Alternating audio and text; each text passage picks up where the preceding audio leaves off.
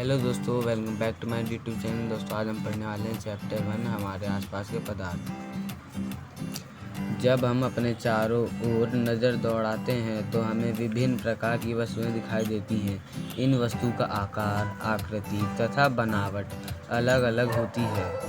इस संसार में प्रत्येक वस्तु जिस सामग्री से निर्मित होती है उसे वैज्ञानिकों ने पदार्थ का नाम दिया है।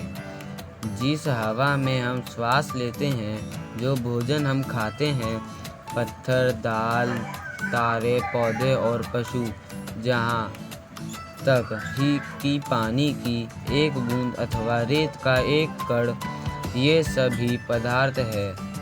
यहाँ से यह बात ध्यान देना योग्य है कि ऊपर लिखी सभी वस्तुओं का द्रव्यमान होता है तथा ये कुछ स्थान आयतन घेरती हैं, यानी सभी वस्तु का द्रव्यमान व आयतन होता है। प्राचीन काल से ही मनुष्य अपने इर्द गिर्द को समझने का प्रयत्न कर रहा है। भारत के प्राचीन दार्शनिक ने पदार्थ को 5 मूल तत्वों में विभाजित किया है, जिसे पंचतत्व कहा गया है।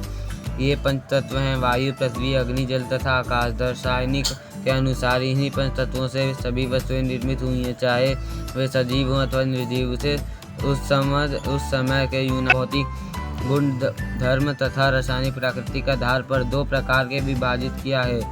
इस अध्ययन में हम भौतिक गुणों का आधार पर पदार्थ के विषय में अध्ययन करेंगे। पदार्थ के रासायनिक पहलुओं को हम आगे के अध्यायों में पढ़ेंगे। दोस्तों अभी जैसे कि अब हमने ये करा तो वह मतलब कोई भी पदार्थ होगा, ठीक। पदार्थ वो चीज़ होती है जिसका द्रव्यमान और आयतन होता है, वह पदार्थ कहलाती है। जैसे कि ये मोबाइल हो गया, इसका भी एक द्रव्यमान हो गया, हमने इसे रखा।